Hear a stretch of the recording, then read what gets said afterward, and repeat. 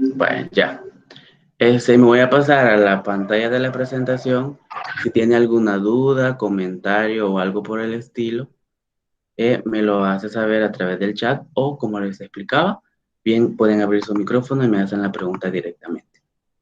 No es necesario que estén copiando lo que aparece en la presentación porque es la misma información que usted ya tiene en la guía. Así que por favor pongan mucha atención porque al final voy a poner un ejemplo de cuento de terror y después les voy a hacer preguntas con respecto a las características. Entonces, para que me puedan contestar, pongan atención a ese apartado. Así que me voy a pasar ahorita y voy a comenzar y cualquier duda me la hacen saber a través de los mecanismos que ya les expliqué. Vaya, tenemos el tema de ahora, que es el cuento de terror. Recuerden que en la unidad pasada veíamos el cuento maravilloso. Cada unidad de aquí a la unidad 6 son tipos de cuentos los que vamos a desarrollar. Como la forma de trabajo que vamos a tener es primero la definición de cuento, las características, la estructura de los cuentos, los elementos del cuento de terror, los personajes, el escritor con el cual voy a explicar lo que igual algunos ya lo tienen porque son el mismo que van a leer en Narraciones Extraordinarias, que es Edgar Allan Poe, y el ejemplo del cuento. Vamos a entender primero la definición. Como definición tenemos que un cuento de terror es un relato literario que intenta generar sentimientos de miedo en el lector. Es un relato literario no oral que puede tener un fin moralizante o un ejercicio estético. Es considerada toda composición literaria breve que generalmente es de corte fantástico, cuyo principal objetivo es provocar escalofríos, la inquietud o la intranquilidad en el lector. Hay que tener claro de que cuando se refiere a un cuento de terror, entra mucho la parte psicológica. Ya vamos a ver en las características, el ambiente en el cual se dan los cuentos de terror, los sonidos que se pueden escuchar en los cuentos de terror. O sea, escuchar me refiero porque usted ya los puede ver en un video o en una película. Pero en cuanto a la escritura, inclusive, ahí le dicen, por ejemplo, que hay cadenas que se arrastran, hay un sonido de un cuervo o hay una puerta de madera que se abre y se cierra y como que llora la puerta. Entonces, a eso va enfocado en la parte psicológica. Recuerden porque el miedo está implementado en nuestra parte psicológica. No sé si a ustedes les ha pasado que a veces se han quedado solos en su casa o que su familia sale y usted no quiso salir o estaba enfermo y por eso se quedó y llegan las 6 de la tarde, su familia no ha regresado y comienza a oscurecer y ya su psicología o su mentalidad lo comienza a jugar en contra y comienza a escuchar ruidos donde no los hay, este, siente una brisa helada que no sabe de dónde salió. Entonces todo tiene que ver con la parte psicológica y con la parte de terror, que es lo que nos hace que tengamos que provocarnos el miedo, ¿verdad? Y como toda la explicación que se da, viene a través de los sentimientos. Eso es en cuanto a la definición del cuento. Hay que tener claro de que no siempre va a ser porque hay que tener claro la diferencia entre terror y horror. El terror es como más psicológico, como explicaba anteriormente, tiene que ver más con la psicología, con cosas que usted se puede imaginar que pueden pasar, pero que no pasan, o que solamente pueden pasar en su imaginación por el miedo que le provoca estar solo en un momento determinado, por ejemplo. En cambio, el horror tiene que ver más con la parte visual, que usted ya ve sangre, ya ve gente descuartizada, ya ve, por ejemplo, a alguien que se ahorcó y el lazo que ocupó le perforó el cuello y casi se desprende el cuerpo de la cabeza. Se tiene que ver la parte horrorosa, por así decirlo, ya es como más visual, cosas que usted puede ver que no son para nada placenteras, sino que provocan en cierto punto asco, miedo, ansiedad. Y esa es la diferencia que tenemos entre terror y horror, que son dos características propias de ese tipo de cuento. Ahora, si tenemos claro la definición, vamos a pasar a ciertas características. La primera de las características que vamos a ver es la aparición de un elemento sobrenatural e inexplicable, totalmente desconocido, que rompe con lo normal e insinúa la existencia de otro tipo de leyes y dimensiones que no se pueden comprender. Acá, a diferencia de los elementos sobrenaturales que veíamos en los cuentos de maravillosos, no es que se va a ver, por ejemplo, que la cacerola le habla, o que la escoba baila con usted, o que un animal le habla, sino que aquí tiene que ver ya con elementos sobrenaturales, con las cosas desconocidas. Ya puede ser un fantasma, ya puede ser un muerto que se levanta y trata como de matarlo a usted para llevarlo al otro mundo. O sea, ya los seres sobrenaturales son como de otra dimensión, como espíritus, como demonios, por así decirlo. Entonces ya cambia ese elemento sobrenatural, no es igual al que usted va a encontrar en el cuento maravilloso, lo que aquí va a ser como más enfocado a provocarle a usted un temor. O sea, usted va caminando y siente que alguien lo va persiguiendo, pero usted vuelve a ver y no ve a nadie. Entonces tiene que ver mucho, como les explicaba anteriormente, con la parte psicológica del ser humano. Entonces a esto se refiere la primera característica. Vemos la segunda. Los espectros para manifestarse requieren dos condiciones contrarias a la mentalidad moderna. Silencio y continuidad. Es más afortunado para un espectro ser vivamente imaginado que pobremente percibido. Ese es tomado de un prólogo de Relatos de Fantasma. Por ejemplo, usted, aquí ve el ejemplo de la imagen, se imagina cuando se va a acostar y apaga la luz que debajo de su cama hay un monstruo. Entonces, cuando se refiere aquí que es más afortunado para un espectro ser vivamente imaginado, o sea, cuando se refiere a usted se lo imagina un gran fantasma que le va a jalar uno de los pies, por eso que usted se envuelve de pie a cabeza con la cobija y que escucha que se mueve debajo de la cama y todo. Eh, o pobrecido, pues usted llega un momento como que el miedo ya no le gana y enciende la luz de para abajo y puede ser quizás una página que se estaba moviendo por el viento o su gato que se quedó ahí. Entonces ahí ya se percibe pobremente porque ya lo que le provocaba miedo dejó de serlo porque usted ya dejó de imaginarse lo que podría pasar. Y ahí podemos ver el ejemplo como que son unas manos peludas las que van saliendo debajo de la cama. Así lo plasma esta segunda característica. La tercera característica dice que debe tener un clima específico, como por ejemplo paisajes sombríos, ruinas medievales, ruidos nocturnos. Vemos acá un bosque en la oscuridad. O sea, usted puede ir, por ejemplo, a un bosque de día y lo va a ver muy bonito e inclusive va a ser bueno para su salud porque va a respirar aire puro, pero que ese de noche, ahí es totalmente diferente. Va a escuchar ruido, va a escuchar que un lobo aúlla, va a escuchar que las ramas se quieren desprender y que un árbol parece una persona como que lo quiere atacar. Entonces todo tiene que ver con la parte psicológica que ya explicaba al principio. Estos elementos, el clima o el lugar donde se dan los hechos es muy importante porque este es el que va a dar la pauta para que el cuento de terror llegue a calarle y llegue a generarle miedo, por así decirlo. No sé si ustedes han visto sobre la familia Adams. La familia Adams tiene mucho que ver con la parte de terror en cuanto a su propia sentido de familia. No sé si se han visto la casa que parece un castillo embrujado. Ellos en su jardín es un cementerio, por ejemplo. Los hijos, no recuerdo cómo se llaman, solo Merlina creo que se llama la hija, pero el varón no recuerdo cómo se llama. Su deporte favorito es ver quién mata primero a quién. Entonces, pero los papás eso lo ven normal. Usted ve que los papás salen a dar un recorrido al aire libre y se andan paseando entre tumba y tumba de sus ancestros. Entonces, eso tiene que ver mucho con esa parte oscura, con esa parte sombría, que para ellos en el cuento, por eso es que yo no lo veo, los familiares como muy de terror, que para ellos dentro de esa historia de la familia Adams es algo normal. Entonces, yo lo veo como más maravilloso, porque ellos dentro de eso no les dan miedo a los fantasmas, no les da miedo que se les aparezca por ahí una bruja, sino que les parece normal. En cambio, en el cuento psicológico, yo lo ponía como ejemplo solamente por la parte del clima.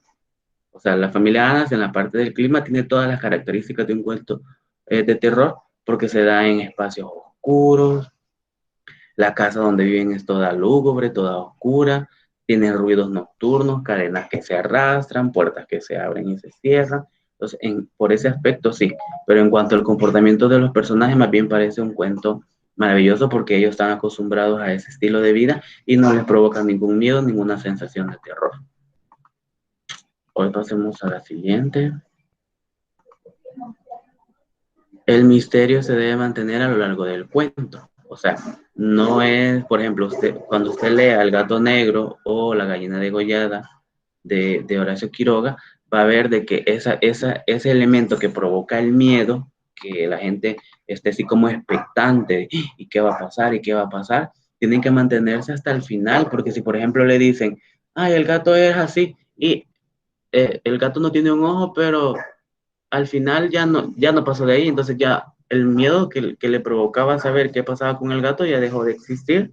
Entonces, por lo tanto, ya el fin de tener, de provocarle a usted el miedo, la angustia, de saber qué va a pasar, se queda antes de que termine. Entonces, por eso dice que el misterio debe mantenerse hasta el final, para que el lector, ya sea usted el lector porque lo está leyendo, o sea espectador porque lo está viendo en una película o en una recreación, porque en el caso de los cuentos de Edgar Allan Poe hay muchas recreaciones si usted tiene su tiempo y tiene internet, vea en YouTube el gato negro, el cuervo, todos los cuentos de Edgar Allan Poe que vamos a explicar más adelante, porque él tiene esa afición de escribir de esa manera, le van a provocar como esa sensación de peligro, de como que uno estuviera viviendo lo que vive el personaje, porque provoca esa sensación de miedo, de terror, que es lo que tiene que hacer. Pues si no le provoca eso, pues entonces no estamos hablando de un cuento de terror, sino que otro tipo de historia.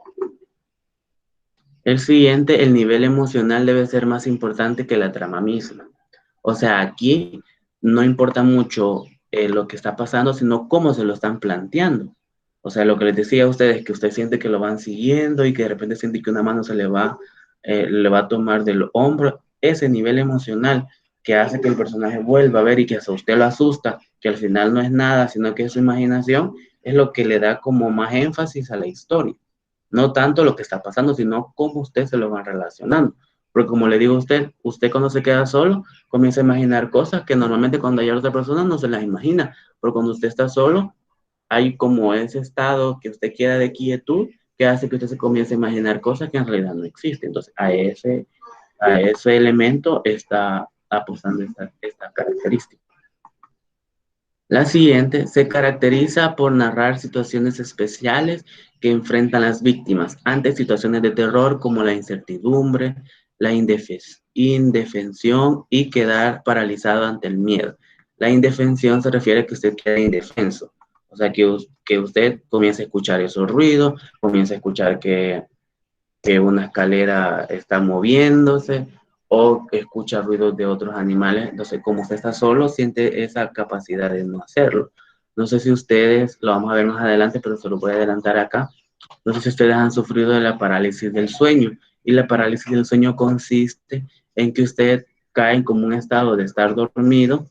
Sin embargo, usted ya sea por un sueño que está teniendo o por un ruido que escucha, como que se despierta de golpe, pero ese despertar de golpe hace de que su cuerpo no se mueva, o sea, usted escucha lo que está pasando, inclusive si su familia está cerca, escucha que ellos están hablando, pero usted no puede ni articular palabras, ni moverse, y solo puede abrir los ojos, pero no puede hacer nada. A eso se le llama parálisis del sueño, y significa que usted al despertarse de golpe hizo que su cuerpo se despertara, pero su cerebro no, su cerebro continúa dormido, por eso es que usted no puede realizar ninguna actividad o moverse, porque todos sabemos de que el cerebro es el que manda la señal, ¿verdad? Si yo quiero mover este dedo, es porque el cerebro me manda la señal de que yo lo mueva, y así puedo articular, puedo hablar, puedo mover mis manos.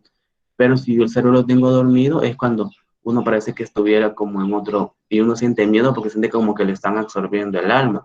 Y eso antes en la Edad Media se creía que un demonio se apoderaba de nosotros y se paraba encima de nosotros, y por eso nos daba esa sensación. Solo de que es normal. Eso pasa cuando usted está muy cansado, se acuesta y por cualquier motivo se despierta de golpe. Pero eso después regresa cuando ya el cerebro logra despertarse, usted ya puede moverse y puede hablar. Esa sensación de que usted está indefenso, que le puede pasar algo, no se puede mover, es provocada a través de la psicología, como explicaba al principio, que se escucha muy repetitivo, pero hay que tener claro de que todo está en nuestra mente, la mente tiene poder. No sé si le han dicho a usted, por favor, nunca diga que no puede hacer algo, porque la misma mente comienza a jugarle que usted no lo puede hacer, no lo va a hacer. Entonces, aunque usted no pueda hacerlo, métase en la mente que sí lo va a lograr, porque la mente tiene mucho poder. Saben que voy a hacer un poco el tema para poder explicar, pero para que usted lo entienda. Hay gente que cuando se entera de que tiene alguna enfermedad grave, por ejemplo el cáncer, y le cae el 20 y comienza, todo es psicológico. La mayoría de gente muere de cáncer porque ya su cerebro le indicó que se va a morir.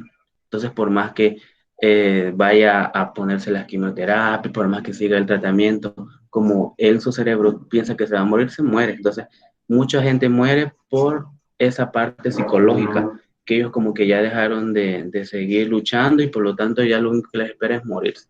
Por, como les repito, la mente tiene mucho poder. A este aspecto se refiere esta característica. Los protagonistas fantasmales deben actuar con intencionalidad. Sus acciones o las consecuencias de la misma deben constituir el tema central del relato en lugar de las acciones de los vivos.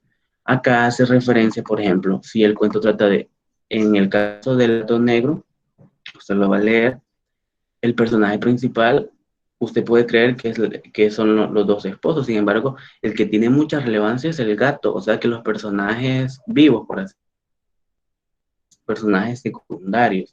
Al que se le da más énfasis es a eso. En las películas de terror, por ejemplo, si usted ha visto alguna, va a ver de qué trata acerca de fantasmas, de espíritus malvados. Al que le da énfasis, por ejemplo, en El Conjuro, es el fantasma en sí, no a la niña que se le mete el demonio, sino que a eso se refiere, que el protagonista principal de esta historia va a ser el ser sobrenatural, ya sea el fantasma, un animal malvado, que es el caso del gato negro, o también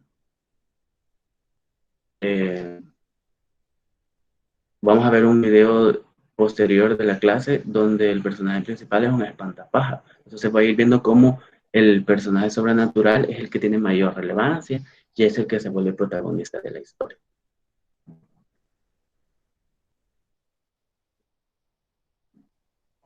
Y voy a pasar a la estructura. Ya pasemos a la estructura y cómo se va a dividir cada una de las partes. Ya dejamos las características.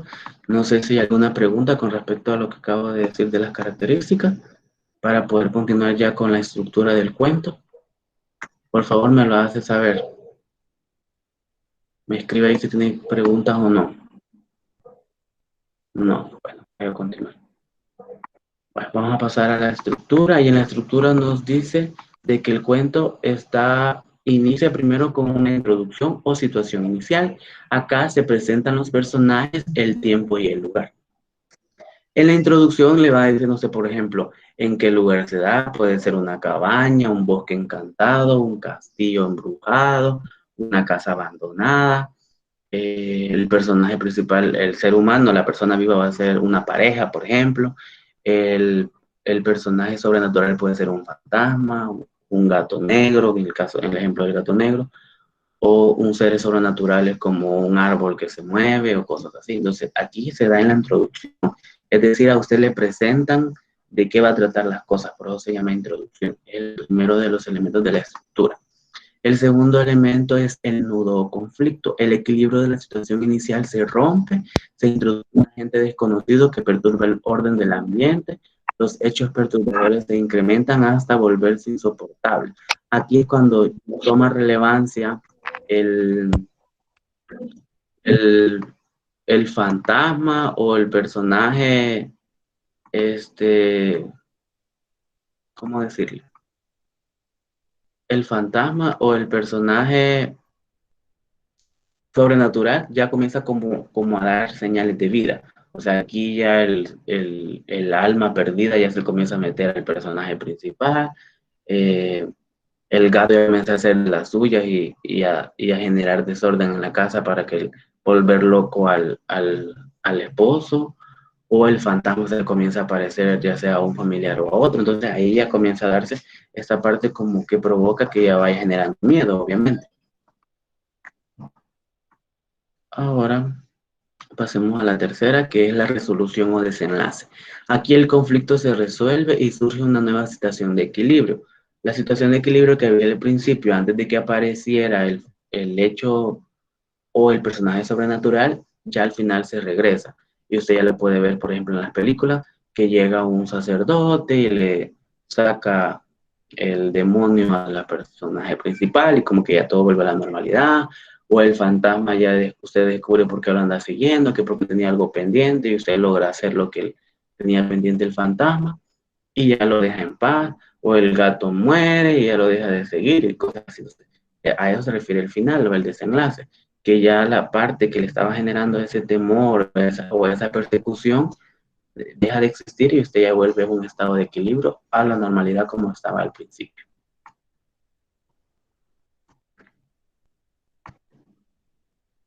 Algunos de los elementos, antes de pasar, no sé si hay alguna pregunta con lo que acabo de explicar. Pregunta, duda, comentario. Ya solo me van quedando 5 minutos de la clase porque los últimos minutos de las 8:40 a las 8:50 voy a poner el video del ejemplo. Y a los otros 10 minutos me van a quedar solamente para discutir el video y hacerle las preguntas. Vaya, no hay preguntas. Voy a continuar. Vamos a pasar a los elementos. El primero de los elementos es transgredir lo cotidiano. El relato debe tener un evento determinado que rompa con la armonía cotidiana de él o los protagonistas. Lo que les explicaba en cuanto a la estructura. Transgredir lo cotidiano es, por ejemplo, yo estoy aquí normal, de repente escucho un ruido fuerte, salgo a ver y me encuentro que se me pasa un espectro frente de mí. Ahí ya transgredió, perdón, lo cotidiano porque ya dejó de estar en un estado de tranquilidad y pasó a un estado de no cotidiano que provoca que el protagonista comience a tener esa persecución o ese miedo a lo que le pueda pasar. El segundo elemento dice acercarse a lo desconocido. Ese evento debe estar relacionado con algo que cause una cierta incertidumbre, una sorpresa que no sea agradable y sobre todo que no pueda ser explicado mediante la razón. Obviamente usted sabe de que los fantasmas no existen, de que los gatos o animales no se le van a acercar a usted para hacerle algún daño, solamente que sea un perro que ande enojado ahí. Pero me refiero a que le vea a usted en la mirada del animal como que está poseído, eso no lo va a ver normal. O un, o que un árbol, por ejemplo, lo quiera matar, eso no existe en la cotidianidad.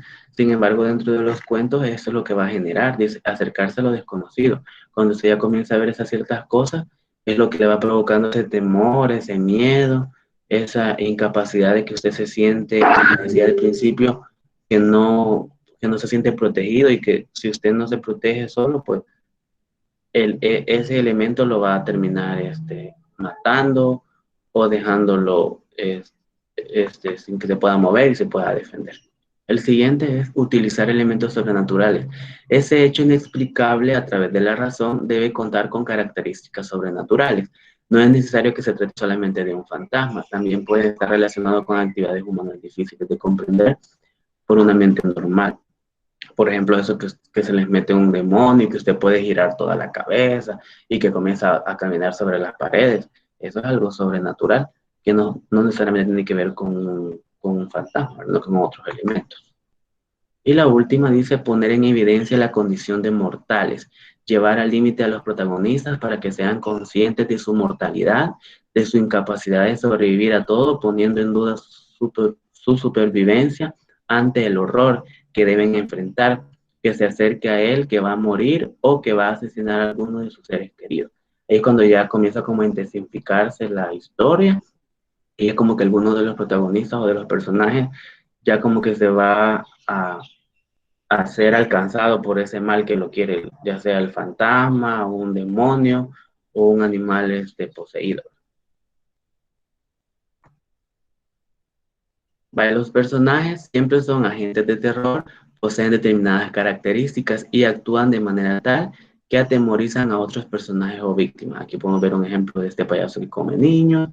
Está en cuanto al personaje de terror. Tenemos al héroe que se siente inferior y se paraliza frente a la gente de terror, se considera la víctima. La hazaña del héroe no consiste en vencer a la gente de terror, sino en superar el terror que éste le provoca. O sea que acá el héroe, a diferencia de otro cuento, no es que siempre va a terminar como acabando con el agente de terror o el personaje que provoca el terror, sino que el héroe va enfocado primero a sobrevivir a ese miedo que siente con el personaje de terror. Y a veces, si usted ve películas o ve cuentos, no logra deshacerse totalmente de él, sino que lo que logra es como escapar. Y el terror, por ejemplo, de la casa embrujada queda ahí mismo en la casa. No es que usted expulsó esa alma en pena de la casa, sino que usted lo que hizo fue lograr salir de ahí e irse a otro lugar. Por lo tanto, es héroe porque logró vencerlo en ese sentido, aunque no lo haya matado o se haya deshecho de él en ese sentido. Bueno, lo de Edgar Allan Poe no lo voy a explicar a profundidad porque los que les toca la obra de él van a leer y van a buscar la biografía de él. Lo único que voy a decir es que la mayoría dicen de que él, bueno, no dicen, en una biografía apartado dice de que él era una persona alcohólica, o sea que le gustaba mucho beber. Entonces dice que la mayoría de cuentos de terror que él escribió, porque bueno, casi todos son de terror los que él tiene, son enfocados a este, a que él los escribía cuando él estaba ebrio. Entonces, como cuando uno está ebrio, bueno, yo nunca he estado ebrio así, a la, como lo explica ahí, ¿verdad? Cuando una persona está ebria, dice que ve cosas, ve fantasmas o ve otra cosa. Usted puede ver a alguien que está lo que no está en sus cinco sentidos, porque lo que hace el alcohol es como dormirle el cerebro. Entonces, dice de que él bajo esa percepción escribía y por eso es que se imagina cosas que aparecen en los cuentos, porque siempre lo hacía bajo los efectos del alcohol. No sé si hay alguna pregunta, duda o comentario hasta el momento, porque así voy a dejar de compartir la presentación y me voy a pasar al video que dura un poco más de 10 minutos para que lo veamos completo y podamos discutirlo después. No.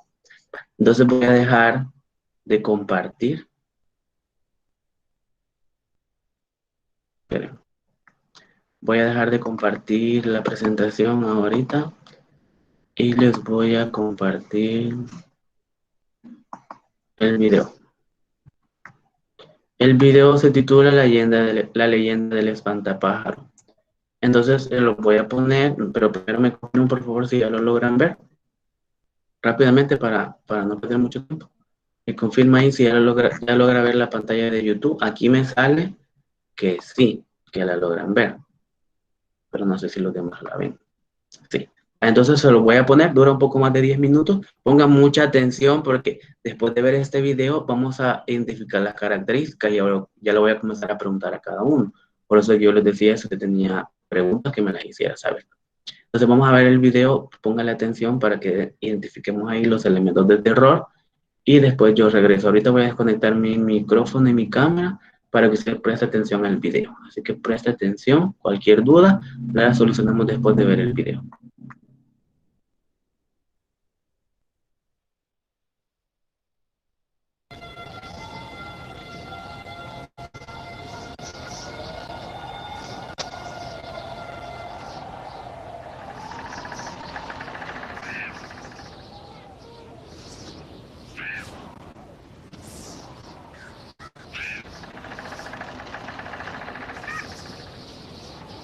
Érase una vez un espantapájaros que no tenía amigos. Trabajaba en un campo de trigo. No era un trabajo difícil, pero sí muy solitario. Sin nadie con quien hablar,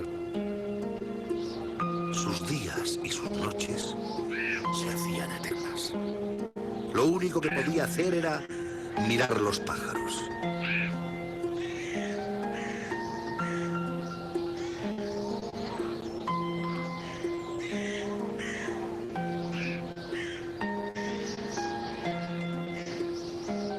Cada vez que pasaban, él los saludaba.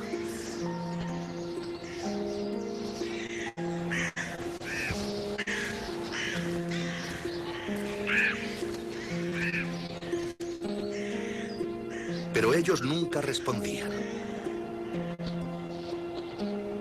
Era como si le tuviesen miedo.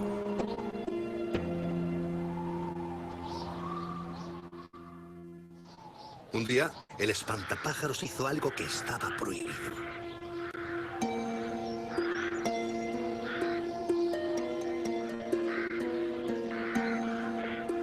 Les ofreció unas semillas. Pero aún así, ellos no querían saber nada.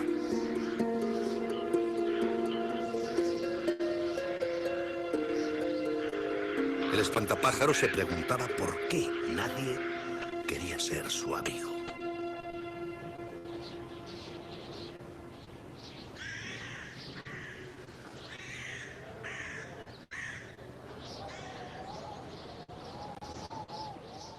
Así pasó el tiempo, hasta que una noche fría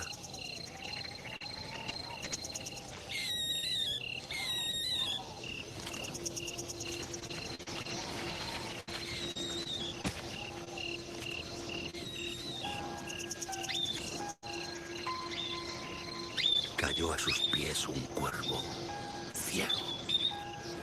El cuervo estaba tiritando y hambriento. El espantapájaros decidió cuidar de él.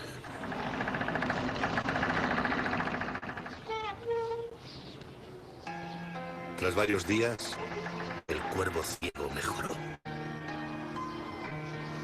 Antes de despedirse, el espantapájaros preguntó por qué los pájaros nunca querían hacerse amigos de los espantapájaros.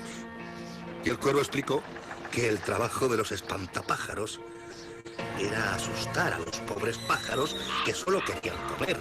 Eran unos seres malvados y despreciables. Unos monstruos. Ofendido, el espantapájaros le explicó que él no era malo, a pesar de ser un espantapájaros.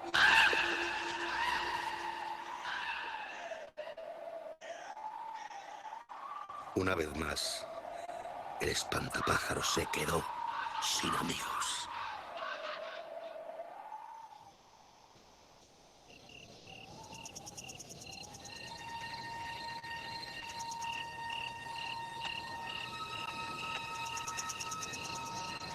Esa misma noche decidió cambiar su vida.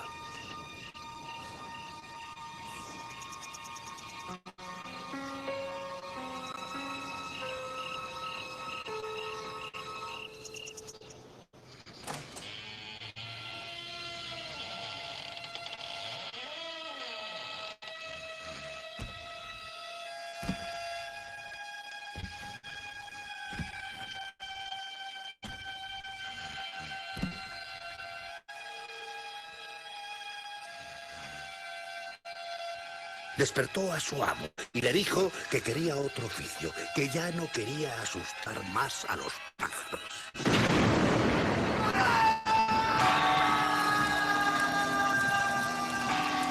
Aterrorizado el amo, despertó a todos los vecinos.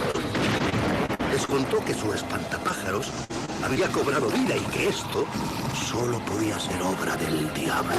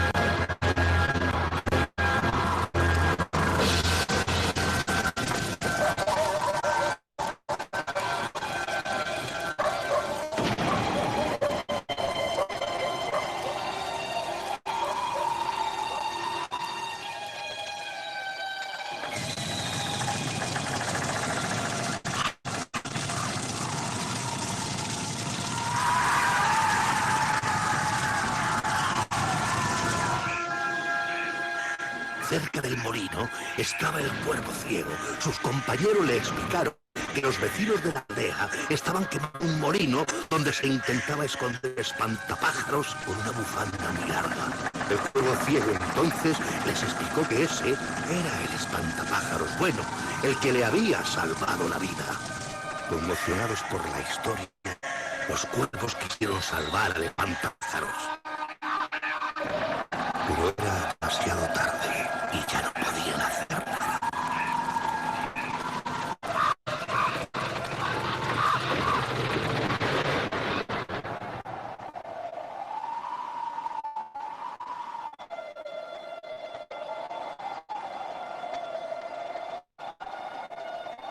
El espantapájaros murió quemado. Los cuervos esperaron hasta el amanecer y cuando no había llamas, se acercaron a los restos del molino, cogieron las cenizas del espantapájaros y para alto, muy alto, y desde más alto, esparcieron las cenizas por el aire. El viento llevó las cenizas por toda la comarca.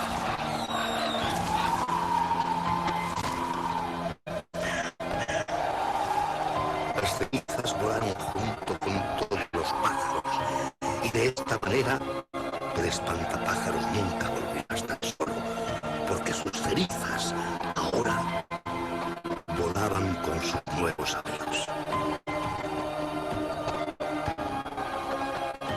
Y en recuerdo de la trágica muerte del espantapájaros, el cuervo ciego y todos sus compañeros decidieron vestir de luto. Y por eso desde entonces, en memoria del espantapájaros, todos los cuervos son cambiar su vida. Cuervos son negros.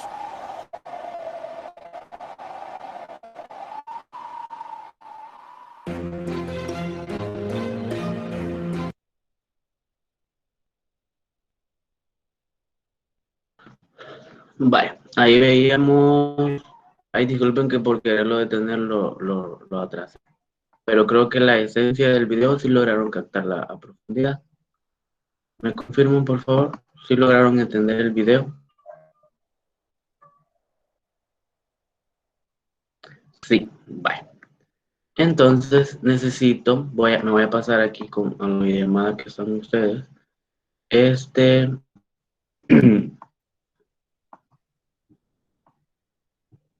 Que me contesten ciertas preguntas ya para ir finalizando a ver si de verdad entendieron la temática.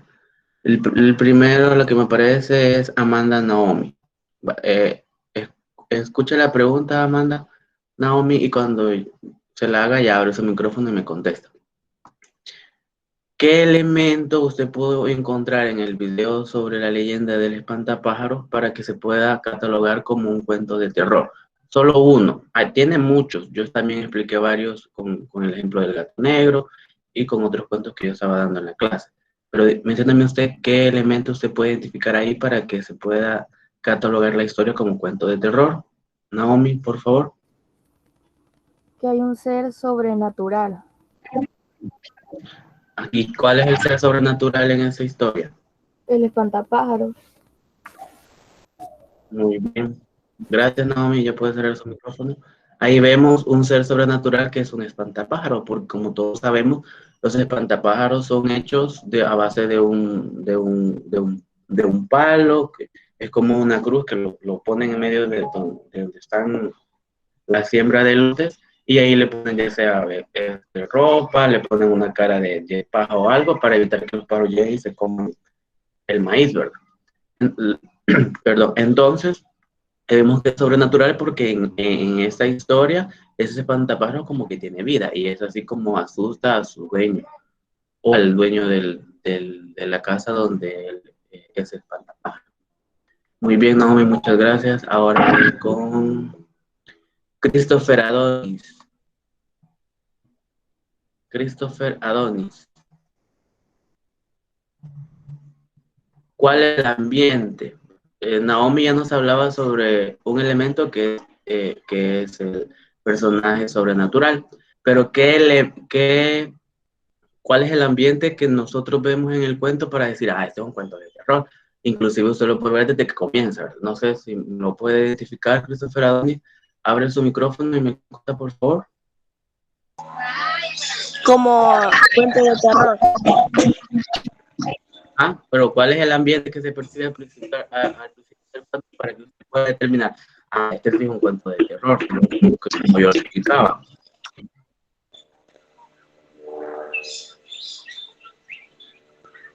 ¿Me lo puede decir, Christopher? No. ¿Hay alguien más que me pueda contestar la pregunta? Profe, Dígame. es porque desde el principio nos contaba el cuento del espantapájaros, ya que él solo tenía vida, solo por Ajá, eso un cuento de terror. ajá, pero el ambiente que se vive, que se genera, ¿cómo ve? Recuerden que yo hablaba acerca del ambiente y decía que el ambiente es muy importante porque es el que nos va como a transportar a esa historia y que esa historia sea como que nos provoque miedo.